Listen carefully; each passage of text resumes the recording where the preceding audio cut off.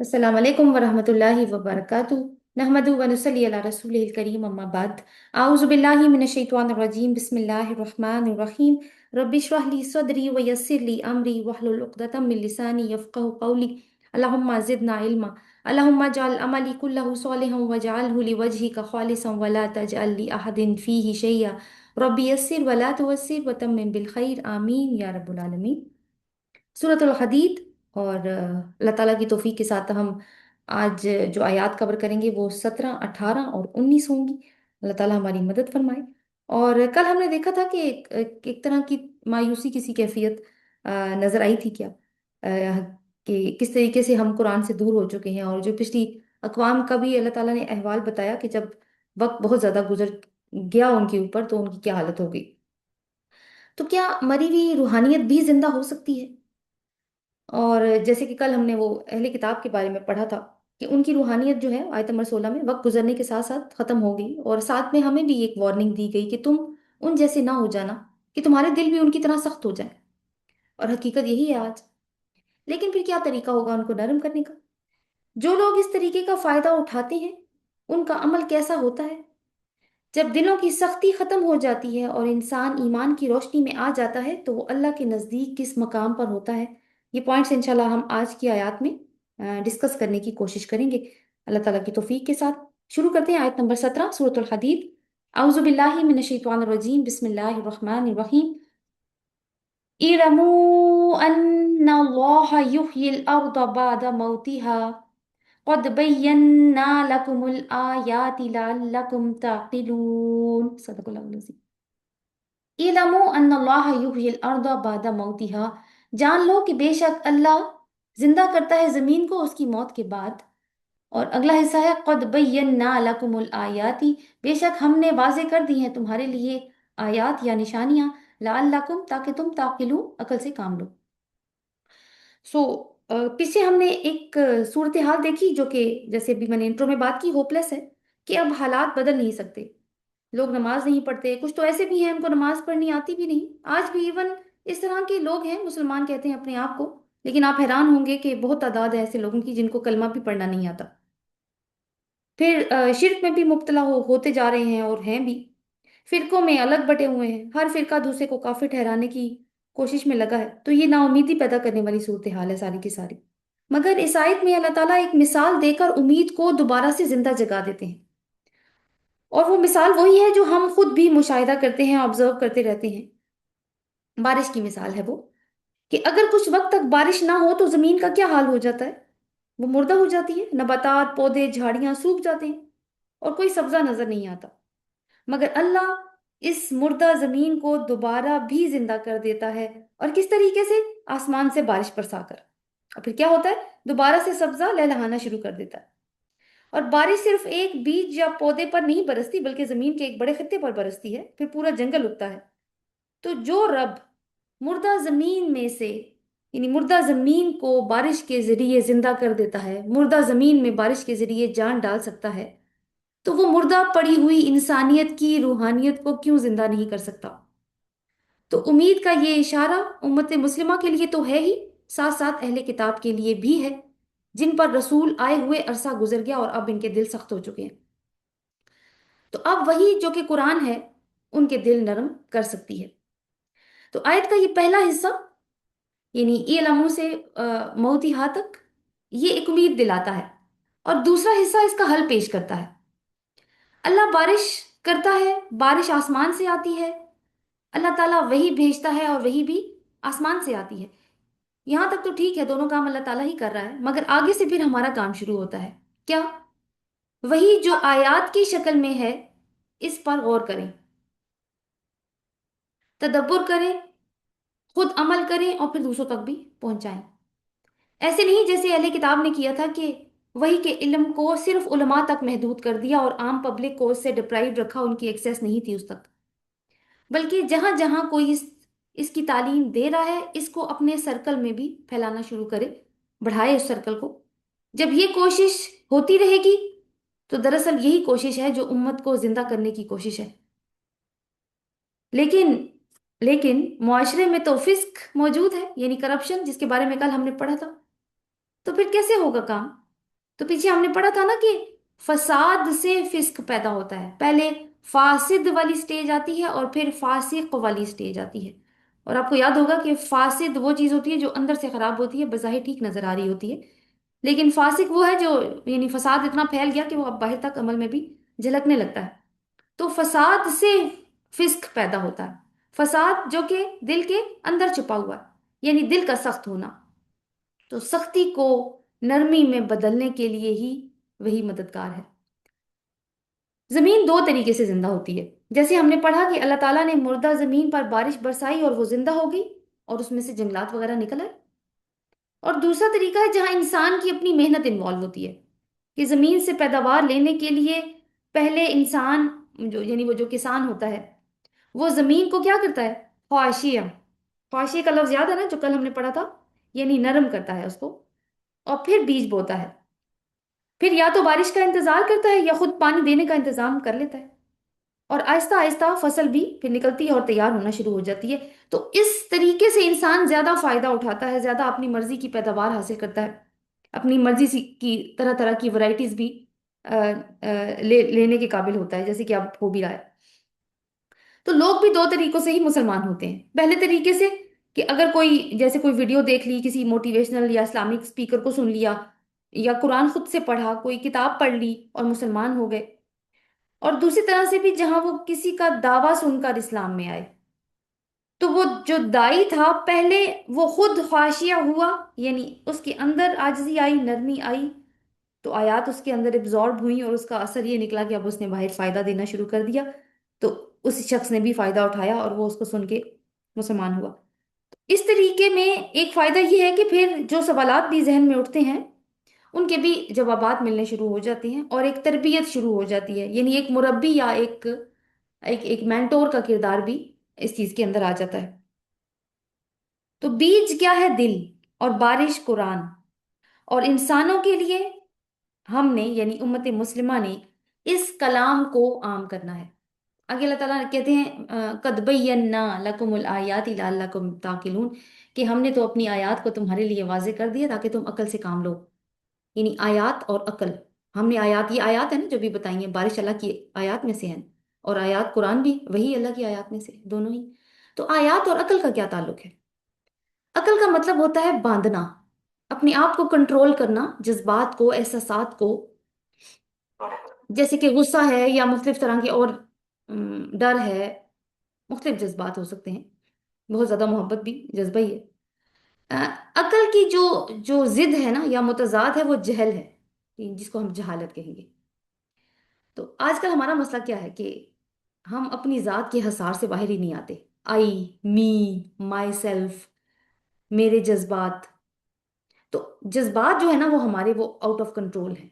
जब जज्बात out of control हो जाते हैं तो फिर अकल खुदाफिज कह देती है। मुझे फलां से मसला है, फलां बड़ा फलां से मेरे ताल्लुकात अच्छे नहीं है, मेरे वालिदैन बड़े टॉक्सिक हैं, मुझे साइकोलॉजिकली हर्ट करते हैं। और फिर साइकोलॉजी ही रहनुमाई करती है, क्या कहती है? कहती है जितना भी टॉक्सिक मटेरियल है ना उससे दूर रहो, बस अपनी खुशी तलाश करो। लेकिन कुरान क्या कहता है? अकल से काम लो। तुम जानवरों की तरह रहने के लिए नहीं भेजे गए, तुम्हारी कोई रिस्पॉन्सिबिलिटी है। और आप देखिए कि कुम के सीगे में अल्लाह ताला ने बात की है, ला अल, दो दफा ये लफ्ज देखिए, आयत की तरफ दोबारा से नजर कीजिए। कद बय्यन्ना लकुम, लकुम में भी कुम है और लअल्लकुम में भी कुम है, यानी कुम, तुम सब, मुखातिब के सीगे में अल्लाह ताला ने बात की, तुम सब, यू ऑल। तो अल्लाह ताला इस आयत में इंसानों से यानी खुद बात कर रहा है, क्योंकि अब पहले भी हमने थोड़ा सा इस बारे में डिस्कशन की थी कि अल्लाह ताला किस तरीके से खिताब करते हैं, और खिताब में एक शिफ्ट भी आती है, यानी सेकंड पर्सन में अल्लाह ताला ने बात की है यहाँ पे। और सेकंड पर्सन वो होता है जो हमारे सामने मौजूद होता है और हम उसको तू, आप, तुम कह के बात कर रहे होते हैं। पिछली आयत में थर्ड पर्सन में एड्रेस था, वो, उन्होंने, उन पर मुद्दत गुजरी, उनके दिल सख्त हो गए, ठीक है, वो थर्ड पर्सन था, वो गायब का सीगा जिसको कहते हैं। तो ये शिफ्ट क्यों है? साफ वाज़ेह बात है, अल्लाह हमसे खुद मुखातिब कर रहा है, खुद मुखातिब है हम हमारे से, ताकि हम अपनी जिम्मेदारियों को समझें। एक और हकीकत भी नोट करने वाली है जो अल्लाह ताला हमें इसी मिसाल में समझा रहे हैं कि जमीन को जिंदगी कौन देता है, किसान या अल्लाह? जाहिर है अल्लाह। किसान तो सिर्फ कोशिश करता है ना। तो ये समझना भी अहम है, क्यों? क्योंकि एक दाई किसी को अल्लाह की तरफ जब बुला रहा होता है तो वो बस अपना काम कर रहा होता है, बिल्कुल ऐसे ही जैसे किसान बीज बो के अपना काम कर लेता है। अब आगे से फल फूल कोई निकलता है या नहीं निकलता वो अल्लाह के हाथ में है। और दूसरी तरफ देखें तो कोई अल्लाह की तरफ फिर आता है या नहीं आता, इसका नतीजा दाई के हाथ में नहीं है, बल्कि अल्लाह के हाथ में है। तो दो फैक्टर्स का होना जरूरी है, एक इंसानी कोशिश और दूसरा फिर अल्लाह ताला का हाथ। लेकिन इंसानी कोशिश मुकद्दम है, पहले इंसान ने कदम उठाना होता है। तो दिलों की सख्ती की बात जैसे पीछे पिछली आयत में गुजरी और यहाँ पे अकल की बात आई, तो ये दोनों पहलू भी कुरान में इकट्ठे इस्तेमाल हुए हैं। अल बकरा में मैंने पहले भी जिक्र किया था गाय का वाकया, मेरा ख्याल है आप सब लोगों ने वो वाकया पढ़ रखा होगा, अगर पढ़ा नहीं तो सुन तो जरूर रखा होगा। जहाँ बनी इसराइल को एक गाय ज़बह करने का हुक्म दिया गया था और उन्होंने मूसा अलैहिस्सलाम से इस कदर सवालात पूछे कि ऐसे साफ लग रहा था कि वो गाय नहीं ज़बह करना चाहते, बस बहाने बना रहे हैं। तो उसके बाद हुआ क्या कि जो जो उसका बैकग्राउंड था उसमें बनी इसराइल में से एक शख्स कत्ल हो चुका था और उस पर उसके ऊपर अल्लाह ताला ने वही भेजी थी कि इनको क्योंकि कातिल का पता नहीं चल रहा और एक दूसरे पे इल्जाम लगा रहे हैं और खाना जंगी तक नौबत आती जा रही है, तो बस एक एक गाय ज़बह करें और उसके गोश्त का एक टुकड़ा लें, मकतूल की बॉडी के साथ टच करें तो मकतूल खड़ा होके जिंदा होके बता देगा कि मुझे किसने कत्ल किया। ये हुआ उनके सामने, मकतूल जिंदा, फिर आखिर में गाय तो ज़बह करनी पड़ी, मकतूल भी जिंदा हुआ। तो ये निशानी उन्होंने देखी। अल्लाह ताला ने कहा कि उसके बाद के इस तरह तरीके से ना अल्लाह ताला मुर्दों को जिंदा करता है और अपनी निशानियां तुम्हें दिखाता है। और उस आयत को कैसे खत्म किया, अफला ताकिलून, कि क्या भला तुम मतलब अकल से काम नहीं लेते, कि अल्लाह ताला किस तरीके से तुम्हें अपनी निशानियां दिखाता है। और साथ ही अगली आयत में कहते हैं सुम्मा क़सत क़ुलूबुहुम, फिर तुम्हारे दिल सख्त हो गए। यानी अकल चीजें तो तुम्हें नजर, अकल का ताल्लुक मुशाहिदे से है ना, जो हम चीजें ऑब्जर्व करते हैं वो हमारे ब्रेन में जाती हैं और ब्रेन उनको देख के एक फैसला करता है। तो फिर अल्लाह ने दिलों की भी बात की। तो यहाँ पे पिछली आयत में भी चूंकि दिलों की सख्ती की बात गुजरी है और अकल की बात अब बाद में आई है यहाँ पर, यानी पहले इमोशनल पार्ट का जिक्र है यहाँ पे। इस सूरत में जो हम पढ़े दिलों की सख्ती की बात पहले आई और फिर रैशनल पार्ट यानी अकल का जिक्र बाद में है, जो कि इस आयत में हम पढ़े। यानी तुम अकल से इसलिए काम नहीं ले रहे क्योंकि तुम्हारे दिल सख्त है। अकल करो, अकल के सोर्सेज क्या बताता है कुरान, वही हवा से हमसा जिनको हम कहते हैं। कुरान जो है उस बात करता है आंखों की, कि आंखों से देख के ऑब्जर्वेशन हासिल करो जैसे बारिश को देखना होता है, और कानों से सुन के, और फिर फुआद यानी दिलों की बात भी करता है अल्लाह ताला, जो कि एनालिटिकल सेंटर है फैसला करने का। तो अकल करो, मुशाहिदा करो खुद, तुम खुद ये काम करो और फिर उसके ऊपर वही तुम्हारी हेल्प करेगी। तो अल्लाह ताला ये भी तो फरमा सकता था ना कि वो दिलों को नरम कर सकता है, और वो कर भी सकता है, लेकिन ये नहीं कहा, बल्कि बारिश की मिसाल दी कि देखो बारिश से जमीन में क्या तब्दीली आती है, देखो, यानी ऑब्जर्वेशन करो, मुशाहिदा करो, तो तुम्हें खुद नजर आ जाएगी कि क्या तब्दीली आएगी। तो ये अकली हिस्सा है। अगर हम बाहर निकलें, घर के बाहर निकलें और जमीन पर हमें कोई ग्रीनरी नजर आए जो पहले नहीं थी, अब बारिश हुई है और हमें नजर आनी शुरू हो गई है कि अब ग्रीन पैचेस आ गए हैं, बाहर फुटपाथ पे आ गए हैं या किसी और जगह, तो हमारा ध्यान किस तरफ जाना चाहिए?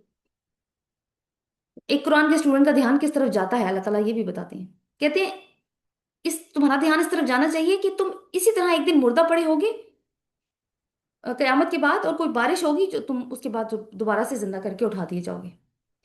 यानी शुरू कहाँ से हुई है बात? ऑब्जर्वेशन से, ऑब्जर्वेशन का ताल्लुक अकल से, और फिर उसके बाद रूहानी सोच आ गई साथ ही, ठीक है, जिसका ताल्लुक दिल से है।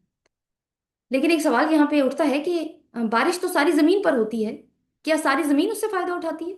नहीं, जो जमीन का हिस्सा इसको जज्ब कर लेता है वही फायदा उठाता है। और जज्ब कौन सा हिस्सा करता है? वो जो ख्वाशी होता है, ठीक है, जिसके अंदर नरमी होती है।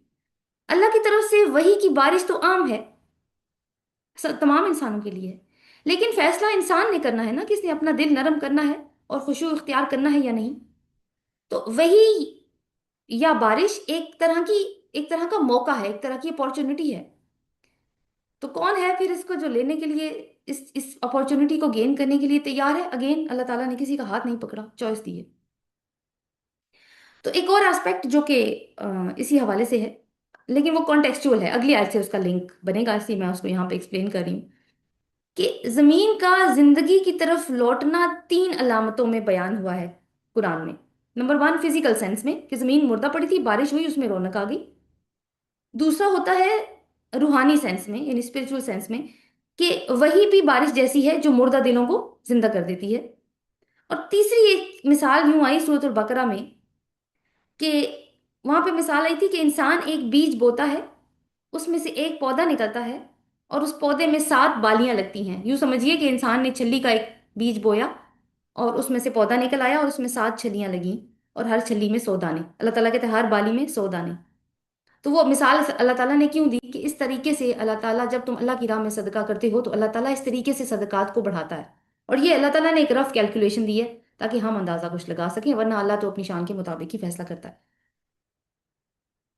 तो यानी इन सदकात को मल्टीप्लाई करने वाली बात। तो अब ये जो आयत हमें पढ़ी अभी, इन तीनों जो अलामात अभी मैंने आपको बताई, इनमें से कौन सी अलामात मौजूद हैं इसमें? पहली दो मौजूद हैं। कौन सी? फिजिकल सेंस में भी अल्लाह ताला ने बात की कि जमीन मुर्दा पड़ी थी, बारिश हुई और वो जिंदा हो गई। यानी और स्पिरिचुअल सेंस में डायरेक्ट बात नहीं की, क्योंकि वो अल्लाह ताला ने कह दिया कि ये आयात है ताकि तुम अकल से काम लो। ये डायरेक्ट इशारा तो पहले ही तरफ था, पहली अलामत की तरफ था, लेकिन इनडायरेक्ट इशारा दूसरी की तरफ भी था। लेकिन अगली आयत में हम देखेंगे कि अल्लाह ताला उसकी राह में किए गए खर्च को किस तरीके से मल्टीप्लाई करता है, और वो तीसरी अलामत होगी जो अगली आयत से लिंक करती है। अगली आयत देखते हैं। ये है हमारी, ये मैंने स्लाइड चेंज कर दी है। आयत नंबर 18, इन्नल मुसद्दिकीन वल मुसद्दिकाती व अक़रदुल्लाह क़र्दन हसना। बेशक सदका करने वाले मर्द और सदका करने वाली औरतें, और वो कर्ज देते हैं अल्लाह को कर्ज हसना, युदाअफु लहुम, वो कई गुना बढ़ा देता है उनके लिए, वलहुम अजरुन करीम, और उनके लिए अजर है करीम, अजर करीम है उनके लिए। और अजर करीम बेहतरीन अजर कह दें, और इसके ऊपर भी हम बात कर चुके हैं, आज इंशाल्लाह दोबारा भी देखेंगे इसको। तो अब इसमें देखिए कि अल्लाह ताला के जिक्र कर रहे हैं, अगेन वही सदका करने वाले मर्द और सदका करने वाली औरतों की बात कर रहे हैं यहाँ पे।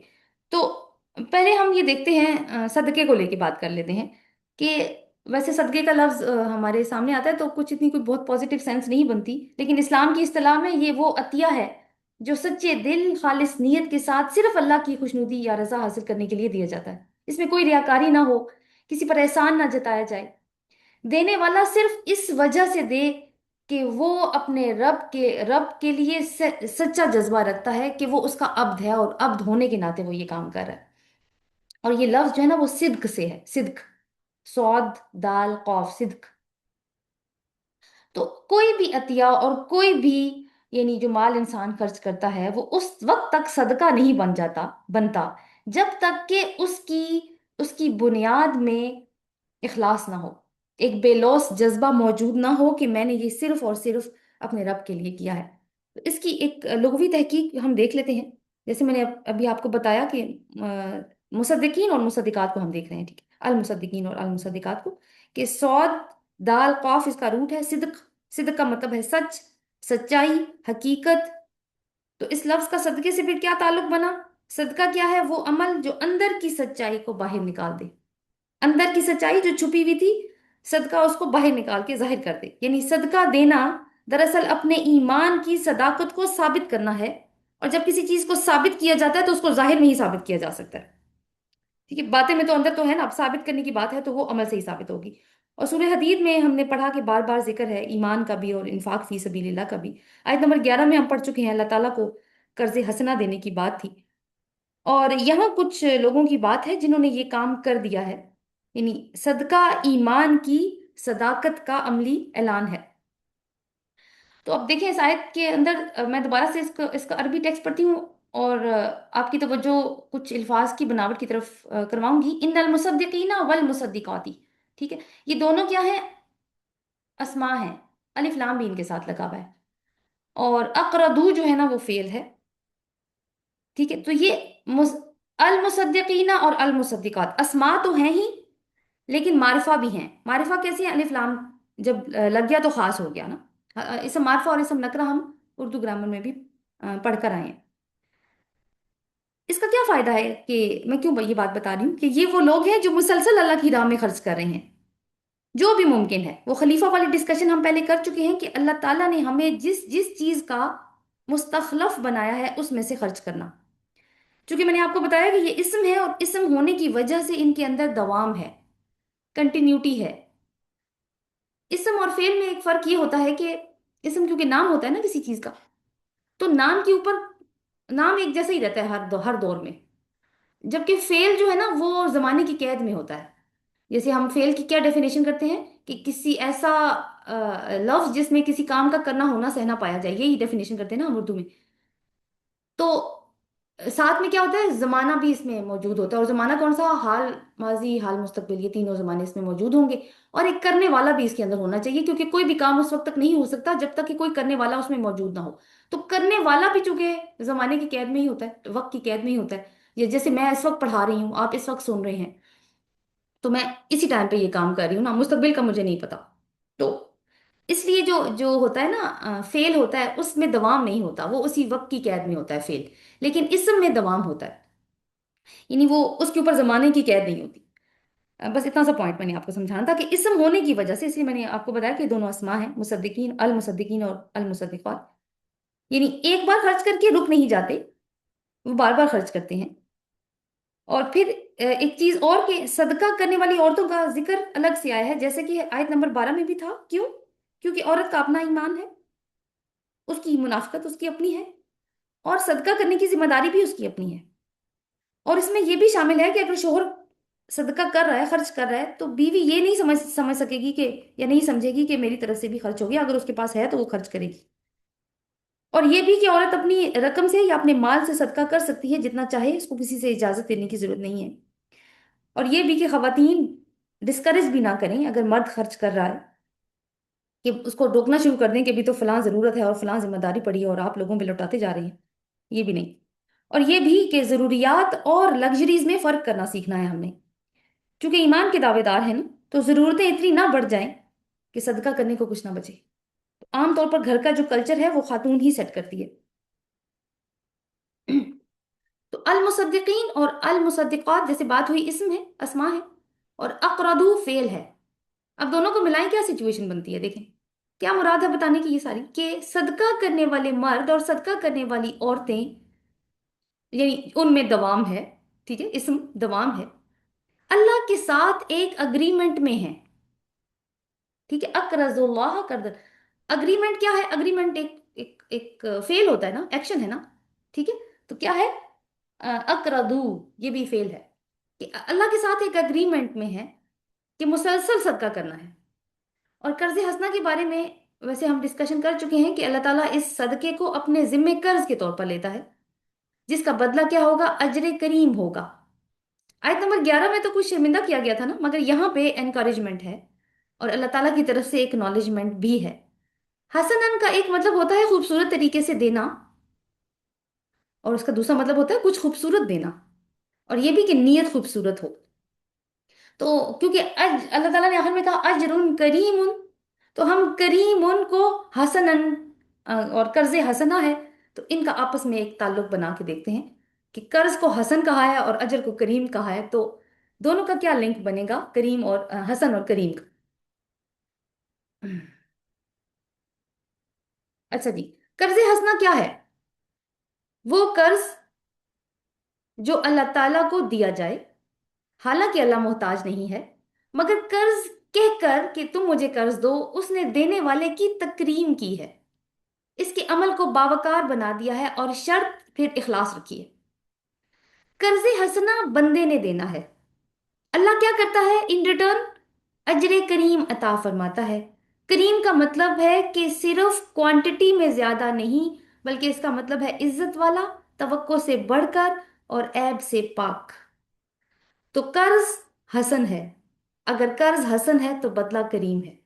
तो बंदा अपनी पसंद की चीज जब अल्लाह के लिए कर्ज देता है, तो अल्लाह अपने नाम करीम, यानी अपने शान करीमी के मुताबिक लौटाता है। हमने अल्लाह को हसन दिया, अल्लाह ने करम लौटाया। तो अब जब भी हम देंगे, हमारे दिल में ये बात होनी चाहिए कि हम किस नीयत से दे रहे हैं। आगे देखते हैं आयत नंबर 19। वल्लजीना, एक मिनट स्लाइड भी देख लीजिए।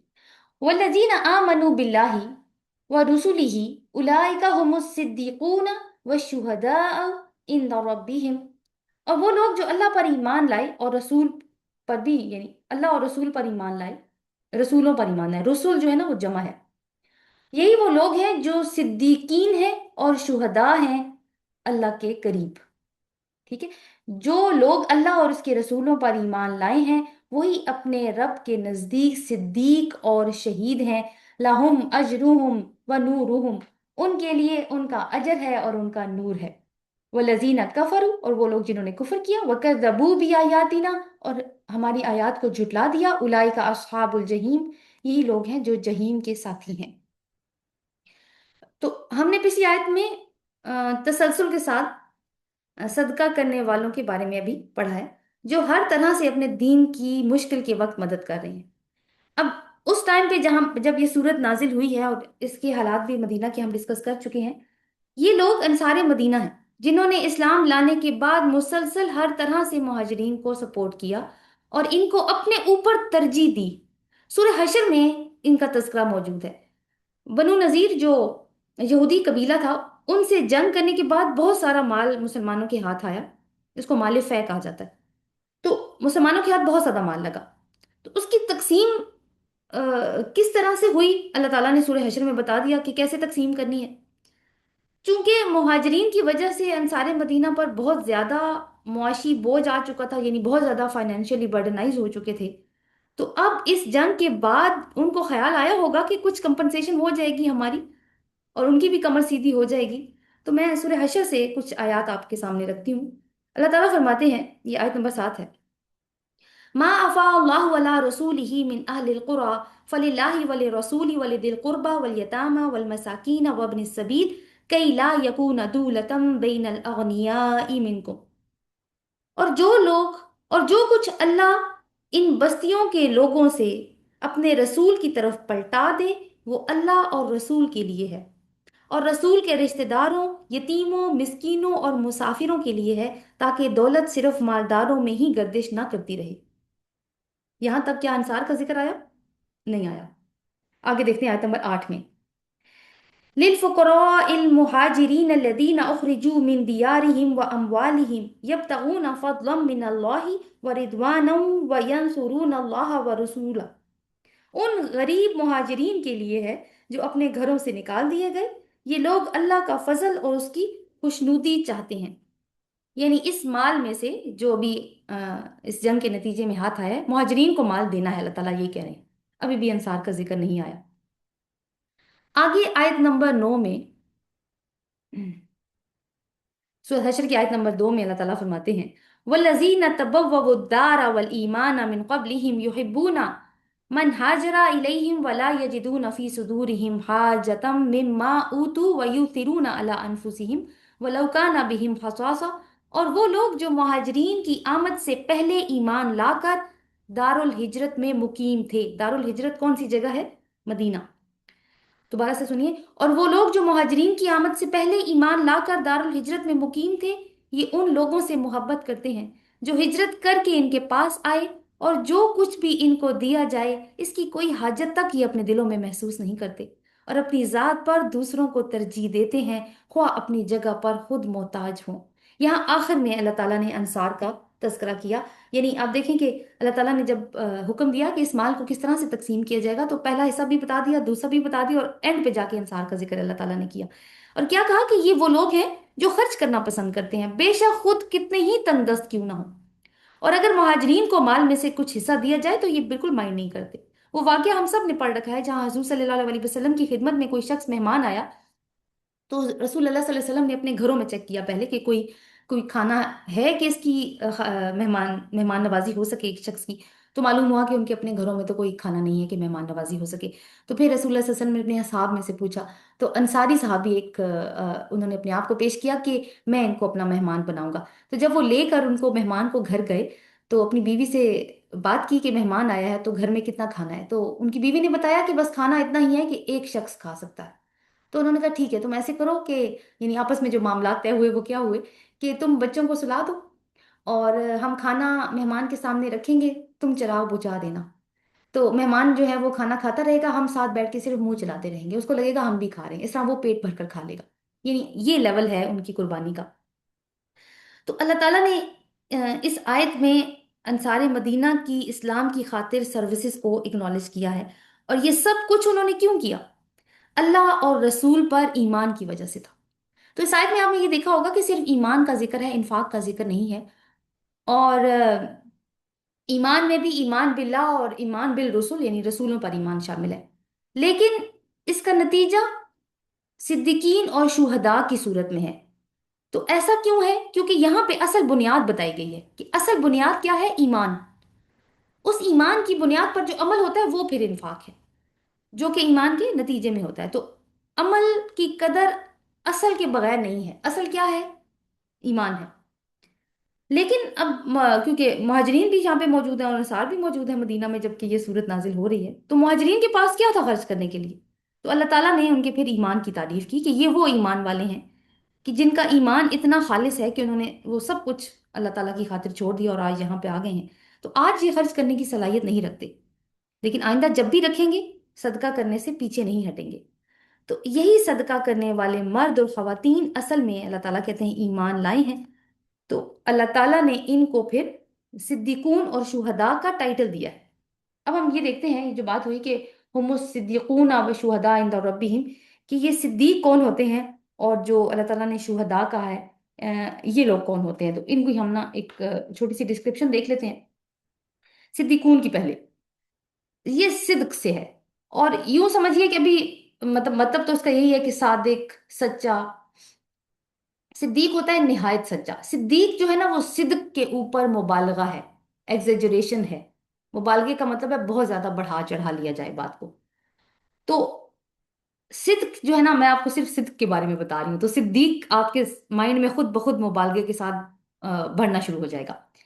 صدق صرف سچا یا حق کے مطابق قول ہی نہیں ہوتا، بلکہ یہ وہ قول ہوتا ہے جو خود سچ بھی ہو اور اس کا بولنے والا سچے دل سے اس حقیقت کو مانتا ہو جسے وہ زبان سے ادا کر رہا ہے۔ مثلا اگر ایک شخص یہ کہے کہ محمد صلی اللہ علیہ وسلم اللہ کے رسول ہیں، تو یہ حقیقت ہے، یہ سچی بات ہے، کیونکہ آپ واقعی اللہ تعالیٰ کے رسول ہیں صلی اللہ علیہ وسلم۔ لیکن اگر وہ شخص اپنے اس قول میں یعنی صادق اس وقت کہا جائے گا جب اس کا عقیدہ بھی یہی ہوگا کہ آپ اللہ کے رسول ہیں۔ یہ بات میں کیوں کر رہی ہوں؟ اس لیے کہ منافق کا یہ عقیدہ نہیں ہے، وہ کہتا تو ہے محمد رسول اللہ، رسول صلی اللہ علیہ وسلم کے سامنے آ کے منافقین کہتے تھے ہم اللہ کی قسم کھاتے ہیں آپ اللہ کے رسول، لیکن اللہ کہتا ہے کہ اللہ قسم کھاتا ہے یہ جھوٹے ہیں، حالانکہ یہ جھوٹ تو نہیں ہے کہ آپ اللہ کے رسول ہیں۔ اس لیے کہ یہ صرف منہ سے کہتے ہیں، ان کے دل میں یہ بات نہیں ہے، عقیدہ نہیں ہے ان کا۔ لہٰذا صدق کے لیے ضروری ہے کہ قول کی مطابقت حقیقت کے ساتھ ہو، ٹھیک ہے؟ اور جو جو کہنے والا ہے وہ بات، اس کا ضمیر بھی یا اس کا کردار بھی اس کی گواہی دے۔ اسی طرح صدق کے مفہوم میں وفا، خلوص اور عملی سچائی بھی شامل ہو جاتی ہے۔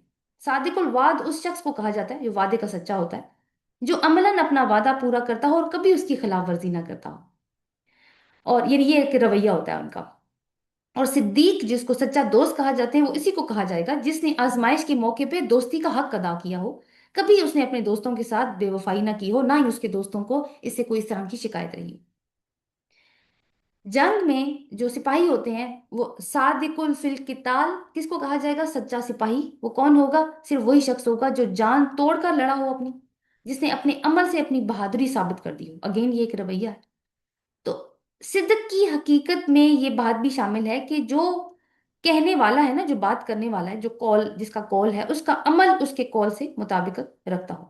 قول کے خلاف عمل کرنے والا پھر وہ صادق نہیں کہلا سکتا، ٹھیک ہے؟ اس کے پھر قول و فعل میں تضاد ہے۔ تو یہ جو میں نے آپ کے سامنے ڈیفینیشنز رکھی یہ صدق کی ہیں اور صادق کی بھی ہو سکتی ہیں۔ تو مبالغے کے سیغے میں اگر کسی کو صدیق کہا جائے تو آپ خود سوچ سکتے ہیں اس کا کیا مطلب ہوگا۔ تو ایسا راست باز آدمی ہو سکتا ہے جس میں کوئی کھوٹ نہ ہو، جو کبھی حق کے راستے سے، سچائی کے راستے سے نہ ہٹا ہو، اور نہ ہی اس سے توقع کی جا سکتی ہو کہ وہ کبھی اپنے ضمیر کے خلاف کوئی بات کہے گا یا کوئی عمل کرے گا۔ تو جس نے پورے خلوص کے ساتھ مانا ہو اور اس کی وفاداری کا حق ادا کیا ہو اور اپنے عمل سے ثابت کیا ہو کہ وہ واقعی ویسا ہی مانتا ہے، جو بات وہ بول رہا ہے ویسا ہی مانتا ہے، تو وہ کیا ہے؟ صدیق ہے۔ تو یعنی سچ جان کر وہ اس کے اوپر رک نہیں جاتا بلکہ عمل شروع کر دیتا ہے، اب کوئی فردر ڈیلے نہیں ہوتا اس کی زندگی میں۔ بے شک وہ سچ اس کے لیے انکنوینئنس ہو جائے، انکنوینئنٹ ہو جائے اس کی زندگی میں تکلیفیں آنا شروع ہو جائیں اس کی وجہ سے، وہ لوگوں کی عتاب کا نشانہ بننا شروع ہو جائے، لوگ اس کے اوپر باتیں چھاڑتے ہو، پھر اس کو کوئی پرواہ نہیں، کیونکہ وہ حق کو اپنی سہولت کے مطابق کاپی پیسٹ نہیں کرتا، جو بات مشکل تھی وہ بھی مانی، جو عمل بھاری تھا وہ بھی قبول کیا۔ تو صدیق وہ ہے جس کو بار بار یاد دہانی کی ضرورت نہیں پڑتی، ایک بار حق آ گیا وہ خود کو اس کے ساتھ الائن کر لیتا ہے۔ تو صدیقیت کا جو درجہ ہے نا، یہ نبوت کے بعد سب سے بلند مقام ہے، اور اللہ تعالیٰ نے اس کا دروازہ ہر ایک کے لیے کھلا رکھا ہے، نبوت کا دروازہ تو ظاہر ہے بند ہو چکا ہے۔ تو یہ تو صدیق کے حوالے سے بات تھی۔ شہداء ہم عام طور پر اس کو ایک خاص معنی میں لیتے ہیں کہ وہ جو اللہ تعالیٰ کی راہ میں مارا جائے، تو وہ بھی ایک معنی ہو سکتا ہے اس کا، لیکن کیونکہ وہ کیا کرتا ہے، اپنے عمل سے اس بات کی شہادت دے دیتا ہے کہ وہ اپنے قول میں سچا تھا، لیکن پھر ہر مومن تو اس معنی میں شہید نہیں ہو سکتا نا۔ تو اب دوسرا معنی اس کا کیا ہو سکتا ہے کہ وہ جو حق کی گواہی دینے والا ہو، تو اس لحاظ سے پھر ہر مومن ہی شہید ہو سکتا ہے۔ جیسے کہ قرآن پاک میں میں آپ کے سامنے کچھ آیات رکھتی ہوں، جیسے سورۃ البقرہ کی آیت نمبر 143، اللہ تعالیٰ فرماتے ہیں، اور اسی طرح ہم نے تم کو ایک امت وسط بنایا۔ عربی ٹیکسٹ دیکھتے ہیں، وَكَذَلِكَ جَعَلْنَاكُمْ أُمَّةً وَسَطًا لِتَكُونُوا شُهَدَاءَ عَلَى النَّاسِ، ٹھیک ہے، تاکہ تم ہو جو لوگوں پہ شہداء، وَيَكُونَ الرَّسُولُ عَلَيْكُمْ شَهِيدًا، شہداء کا لفظ بھی آیا، شہیدہ کا بھی لفظ آیا، کیا ترجمہ ہے؟ اور اسی طرح ہم نے تم کو ایک امت وسط بنایا تاکہ تم لوگوں پر گواہ ہو جاؤ اور رسول تم پر گواہ ہو جائیں، گواہی کے معنی میں آیا۔ پھر سورۃ الحج کی آیت نمبر 78 ہے کہ ہوا سماکم المسلمین من قبل وفی ھذا لیکون الرسول شہیدا علیکم وتکونوا شہداء علی الناس، اللہ نے پہلے بھی تمہارا نام مسلم ہی رکھا تھا اور اب بھی اس نے یعنی تمہارا نام مسلم رکھا ہے تاکہ رسول تم پر گواہ ہو جائے اور تم لوگوں پر گواہ ہو جاؤ۔ ایک حدیث ہے، حضرت برا بن عازب اس کے راوی ہیں کہ رسول اللہ صلی اللہ علیہ وسلم کو انہوں نے یہ فرماتے سنا کہ میری امت کے مومن شہید ہیں، پھر رسول اللہ صلی اللہ علیہ وسلم نے سورہ حدید کی یہی والی آیت تلاوت فرمائی۔ یہ ابن جریر کی روایت ہے۔ ابن مردویہ میں بھی اسی معنی میں حضرت ابو دردہ کے حوالے سے ایک روایت ہے کہ رسول اللہ صلی اللہ علیہ وسلم نے فرمایا کہ جو شخص اپنی جان اور اپنے دین کو فتنے سے بچانے کے لیے کسی سرزمین سے نکل جائے، وہ اللہ کے ہاں صدیق لکھا جاتا ہے، اور جب وہ مرتا ہے تو اللہ تعالیٰ اس کو شہید کی حیثیت سے اس کی روح قبض کرتا ہے، یعنی مرتا ہے، خود مرتا ہے، طبعی موت مرتا ہے۔ تو پھر رسول اللہ صلی اللہ علیہ وسلم نے اسی آیت کو تلاوت فرمایا تھا، یعنی باٹم لائن کیا